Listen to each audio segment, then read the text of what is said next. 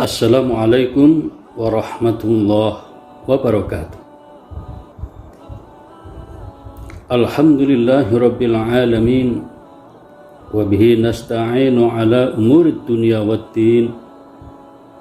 Asyhadu an la ilaha illallah wahdahu la syarika lah, wa asyhadu anna Muhammadan abduhu wa rasuluh. Fa usalli wa usallimu ala Muhammad wa ala alihi wa ashabihi ajma'in, amma ba'd. Faqala ta'ala fi kitabil karim, a'udzu billahi minasy syaithanir rajim. Ya ayyuhalladzina amanu kutiba alaikumus syiyamu kama kutiba alal ladzina min qablikum la'allakum tattaqun. Shadaqallahul adzim. Pemirsa, tentang ibadah puasa ini, kalau kita perhatikan lebih jauh, banyak sekali hikmah. Bahkan mungkin bisa kita katakan hikmahnya multidimensional. Bukan hanya bermanfaat atau membangun yang mengarah kepada moral dan spiritual. Lebih dari itu, juga membangun kesadaran sosial. Atau sebagian orang mengatakan, ibadah puasa kalau dilakukan dengan sangat baik, maka bisa membuahkan dan menumbuhkan yang namanya kesalehan pribadi atau individual dan juga kesalehan sosial. Nah, saudara, para pemirsa, paling tidak ada dua semangat yang bisa kita gali dalam ibadah puasa itu. Apa dua semangat itu? Yang pertama adalah semangat untuk mengendalikan, mencegah, atau meninggalkan. Dalam bahasa Arab ada istilah kafun watarkun, mengendalikan, meninggalkan. Apa itu? Ketika kita berpuasa, kita meninggalkan atau mengendalikan makan, minum, bahkan hubungan suami istri, mulai subuh sampai maghrib. Nah, saudara,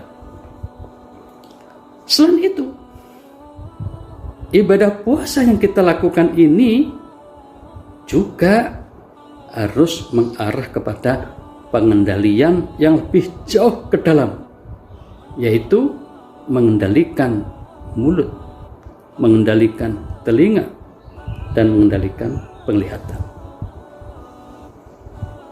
Saudara, suatu ketika Jabir bin Abdullah ditanya bagaimana cara berpuasa yang baik. Maka Jabir bin Abdullah mengatakan, idza sumta falyasum sam'uka wa lisanuka wa basaruka minal kidbi wal ma'am. Kata Jabir, apabila engkau berpuasa, puasai juga, kendalikan juga pendengaranmu, mulutmu, dan penglihatanmu.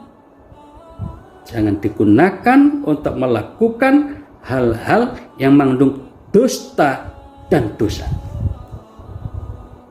Saudara, kalau ada orang berpuasa seperti ini, selain tidak makan, tidak minum, juga menjaga betul mulutnya, menjaga betul telinganya, menjaga betul penglihatannya, insya Allah orang ini akan menjadi orang yang sangat baik, punya kepribadian yang agung dan luhur.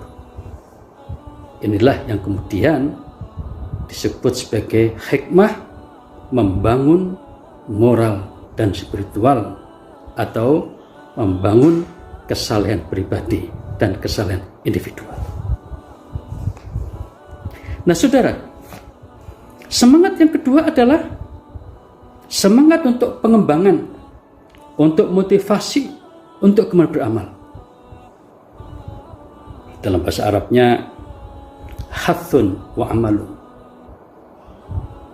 Nah saudara, yang dimaksud dengan ungkap ini adalah ada dorongan, ada keinginan untuk melakukan hal-hal yang positif yang mengarah kepada penyelamatan kemanusiaan, menyelamatkan manusia atau orang lain. Saudara, kalau kita kaji lebih jauh, maka dimensi sosial daripada puasa ini bisa kita lihat 3 hal. Mari kita kaji lebih jauh. Yang pertama, pemirsa, kalau orang itu berpuasa secara normal, maka orang ini akan merasakan lapar dan dahaga. Orang yang puasa secara normal akan merasakan lapar dan dahaga. Nah, pemirsa,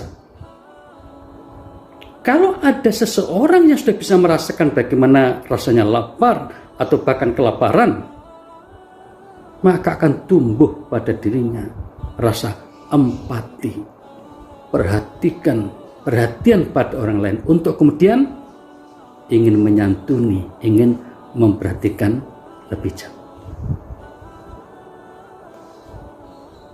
Saudara, inilah pentingnya pernah merasakan lapar itu. Ada ulama salaf ditanya, kenapa sih orang itu disuruh puasa?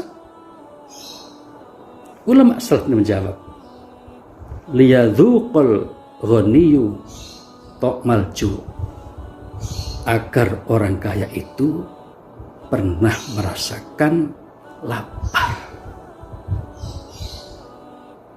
Kalau orang kaya itu sudah bisa merasakan lapar, bagaimana menderitanya orang yang kelaparan? Fala yanjal ja'i', maka orang kaya ini tidak akan mengabaikan orang-orang lapar. Nah saudara, begitu indahnya pengaruh puasa menimbulkan empati pada orang lain, terutama kaum miskin, yang selanjutnya akan ada keinginan untuk membantu menyantuni mereka. Ini pertama, saudara. Yang kedua, orang yang berpuasa seperti kita ini oleh Nabi dianjurkan agar gemar berderma, bersedekah. Bahkan ada hadis khusus tentang ini, saudara. Hadis riwayat Tirmidzi, Ibnu Majah dan lain-lain. Kata Nabi, man fattara shaiman kana lahu mithlu ajrihi ghaira annahu la yanqusu min ajri shaim syai'an. Barang siapa memberikan makan buka puasa pada orang yang puasa, maka orang ini akan mendapatkan pahala seperti yang puasa itu, dan sama sekali tidak mengurangi pahalanya yang akan didapat oleh yang puasa itu. Sedikit pun tidak mengurangi. Secara sederhana, saudara, boleh dikatakan orang yang suka ngasih buka puasa pada orang yang sedang puasa, pada saat buka itu, maka dia akan dapat pahala berlipat-lipat. Dia sendiri karena puasa dapat pahala, kemudian karena ngasih buka puasa pada orang, dia dapat pahala lagi. Semakin banyak orang yang dikasih makan, semakin banyak pula pahala yang dia dapatkan. Jadi saudara, kalau menyadari hadis ini, mestinya orang yang berpuasa akan lebih senang lagi berderma, bersedekah. Bahkan saudara, Nabi sendiri dikenal oleh para sahabat sebagai ajwadan nas. Wa kana ajwadan nas. Nabi itu orang adalah sangat dermawan. Bahkan paling dermawan di antara sahabat-sahabat yang lain. Kemudian ada lagi ungkapan wa kana ajwadan nas fi Ramadan. Bahkan kita masuk Ramadan lebih dermawan lagi. Itulah Nabi kita Muhammad sallallahu alaihi wasallam, sebagaimana yang disebut dalam hadis Al-Bukhari. Saudara, kalau kita memperhatikan tentang ini, maka ibadah puasa benar-benar akan menumbuhkan jiwa sosial yang sangat tinggi. Yang terakhir saudara, di ujung Ramadan maka ada lagi syariat yang namanya zakatul fitri. Zakatul fitri ini sangat penting. Bahkan dikatakan oleh Nabi, tuhratan lis-shaim wa tu'matan lil masakin, untuk menyucikan bagi orang yang puasa sendiri dan juga memberi makan orang miskin. Laki-laki memperhatikan orang miskin. Ini apa artinya? Seorang yang berpuasa tidak akan sempurna ibadah puasanya kalau tidak menyantuni orang miskin dengan cara zakatul fitri. Untuk itu saudara, maka jangan lupa nanti pada akhir Ramadan mengeluarkan zakatul fitri untuk menyucikan diri kita yang puasa dan juga menyantuni orang miskin. Saudara, jika kita lihat dari tiga hal ini, dengan puasa lalu lapar, lalu tumbuh empati pada orang miskin, lalu menyantuninya. Yang kedua, kita diperintahkan untuk bersedekah, terutama pada orang miskin. Dan yang ketiga, kita diperintahkan untuk mengeluarkan zakatul fitri. Semua ini adalah dalam rangka membangun kesalehan sosial. Untuk itu saudara, boleh dikatakan kalau orang sudah selesai melaksanakan ibadah Ramadan dengan sangat baik, insya Allah orang itu akan terbentuk pada pribadinya kesalehan individual dan juga kesalehan sosial.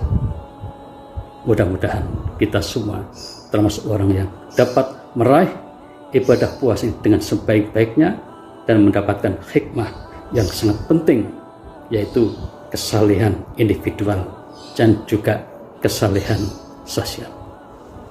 Terima kasih atas perhatiannya. Billahi taufiq wal hidayah. Wassalamualaikum warahmatullahi wabarakatuh.